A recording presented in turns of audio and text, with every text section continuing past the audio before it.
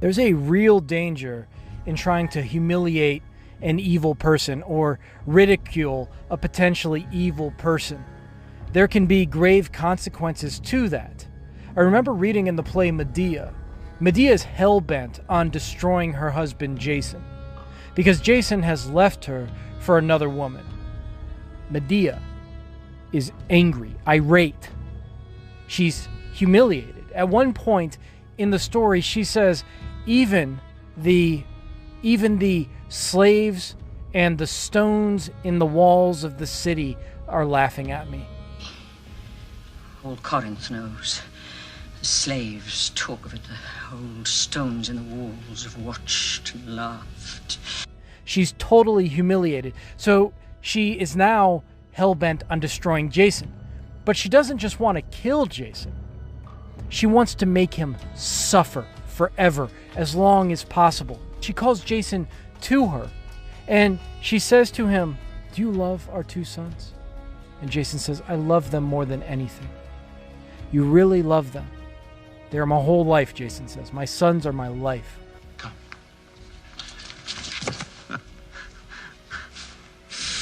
My sons.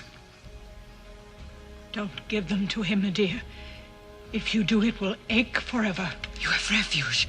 Take him there. Athens is beautiful. Silent. Look at him. He loves them, huh? Therefore, his dear children are not going to that city, but to a darker city where no games are played, no music is heard. Watch and see. Watch this man, women. He is going to weep. I think he's going to weep blood, and quite soon, and much more than I have wept. Jason leaves, and Medea decides, I'm going to kill our sons, because if I kill our sons, it will hurt him forever. If I kill him, I kill him. He'll have a moment of fear as I stick the blade into his chest. But if I kill our sons... Now, Medea loves her sons. It's not that she doesn't like her sons. She loves her sons. But she's willing to kill that which she loves in order to harm Jason. Again, she's humiliated. She feels scorned. And she is transformed into this destructive, dangerous person. It would be good to sit here 1,000 years and think of nothing but the deaths of 3 persons. Her reason's out the door. She's taken over by wrath. I remember also reading C.S. Lewis's Screwtape Letters, and in the intro to that book, he quotes Thomas More and Martin Luther. Thomas More said, "The devil, that proud spirit, cannot endure to be mocked." Luther said, "The best way to drive out the devil, if he will not yield to text of scriptures, is to jeer and flout him, for the devil cannot bear scorn." I disagree. The devil doesn't shrivel and shrink when it feels scorn, when it feels humiliated. Maybe some devils do, potential devils do, but most devils, when you humiliate a devil, the devil mutates, it grows. It will prove to you that it is worthy of respect, and it will do so via violence many times. Comic book authors know this very well. Now, I know the Joker's backstory is shrouded in mystery, but in the movie that just came out, it's interesting that one of the things that sets him over the edge is people are mocking his stand-up performances, or they're not laughing at his jokes. And this causes him to become the Joker everyone fears. And I'll tell you this, not everyone is awful. You're awful. Me? I'm awful? Oh yeah, how am I awful? Playing my video.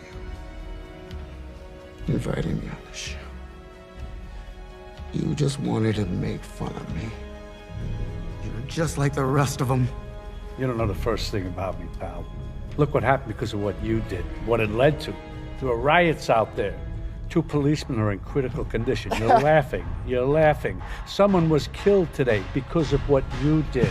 I know. How about another joke, Murray? No, I think we've had enough of your jokes. What do you get I don't think so. when you cross I think a we're mentally done ill with you, loner Joe. with That's a it. society that abandons him and treats him like trash? Call the police, I'll Gene. tell you what you Call get. the police. You get what you fucking deserve. If you find a monster, humiliation is usually not very far away.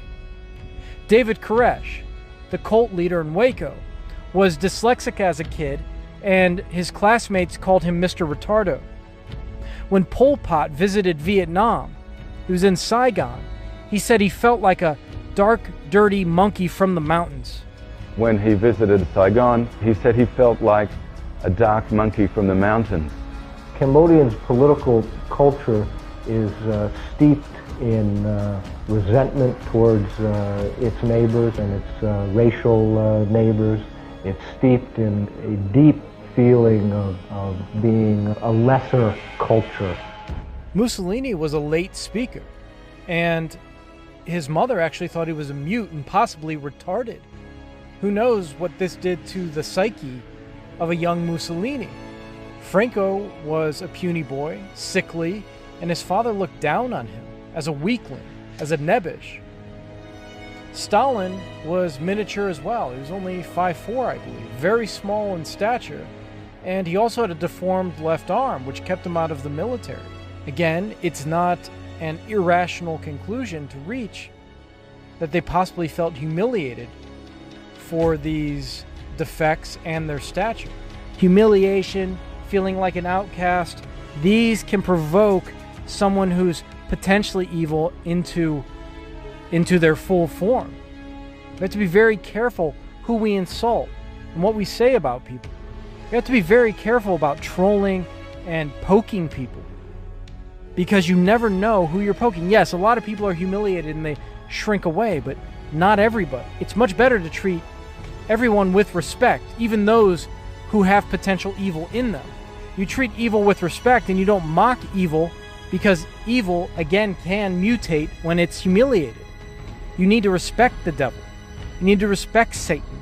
You need to respect those who can kill you, not because they're good, but because they're powerful. Even though they're evil, they're powerful. And obviously, you don't know if someone has an underlying mental illness that you can exacerbate, that you can trigger into a monstrous form of psychoticism.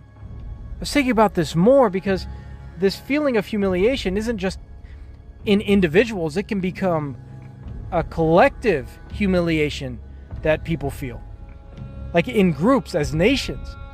It's common knowledge that Germany, after World War I and the Versailles Treaty, which they thought was incredibly unfair to them, and also they thought that the generals turned their back on the nation and humiliated Germany in Europe.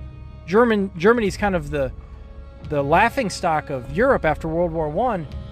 Hitler rises to power saying he'll go back and fix that. We will no longer be humiliated. We will no longer be an inferior power on the world stage, and definitely not in Europe. Hitler rose to power on that feeling of humiliation. This feeling of humiliation can transcend contemporary times. Consider Milosevic in 1989 was parading around the Balkans with a king, the body of a king from 1389. King Lazar, who had lost his life and lost the Battle of Kosovo at the Field of the Blackbirds. It's where Christian Serbs were defeated by the Ottoman Muslims. And from 1988 through 1989, there were many prominent people going around giving speeches about how the Serbs would never again be defeated. They were humiliated by a battle loss 600 years prior. I just watched a take on Frankenstein. It's a good play. It's on YouTube. I'll try to link it below. And what's interesting in there is the monster is shunned by society, and he's eventually taken in by an old man. And the old man's very kind to him. And eventually the old man brings his family to meet the monster. Well, when the man's children meet Frankenstein's creation, they're scared to death. They mock him. They scorn him.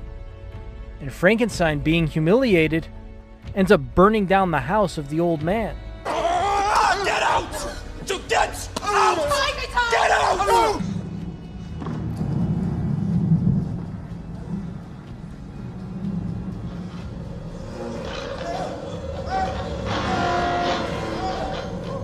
You know, what's really scary is when the devil starts to hallucinate. It's humiliation. I mean, watch the Joker movie. Did any of that really happen to him? Or was he just hallucinating being insulted? Evil people will hallucinate pretexts for war. They'll have to imagine something. Imagine they're under attack from the Jews or the Tutsis. They'll have to hallucinate this to justify their simple desire for murder. There's nothing you can do when someone evil is going to hallucinate that they're being humiliated. You just have to fight them. When I study rare people, when I study people who function at the highest level, I notice they hardly ever jeer or mock. It's very rare. Sometimes they'll do it, but it's very rare that they mock people, and I think this is why. You never know who you're going to set off. I go on Twitter and I see a lot of really intelligent people that seem to lack this wisdom. There's a lot of scorning and jeering and making fun of, and I feel like that's a really dangerous game to play. I'm sure I've been guilty of it a time or two as well, but I try to avoid it. When I met with rare people, they were always very respectful of evil, not because evil's something they looked up to, but because evil was powerful, potent, dangerous. It could do things, ruin societies, ruin worlds. They would always approach evil, the way they talked about it, the way they thought about it. It was like something dangerous, like a volcano. They wanted to understand the volcano. They wanted to look for signs as to when the volcano might erupt. Could something potentially trigger the volcano? That's the way they approached evil. It was something to be respected, again, not because you look up to evil, but because evil is powerful and can do things in society, do things to society that take years, decades, maybe even centuries to correct. And you don't want to wake up a Hitler. You don't want to wake up Saddam Hussein. The very last lines in Medea are something we should remember. She leaves the city, and her only thought is, the stars up above, they hate weakness. They're not going to scorn me, though. I've proven I am not someone who can be humiliated. Now I go forth, under the cold, clear eyes of heaven. Those weakness-despising stars, not me they scorn.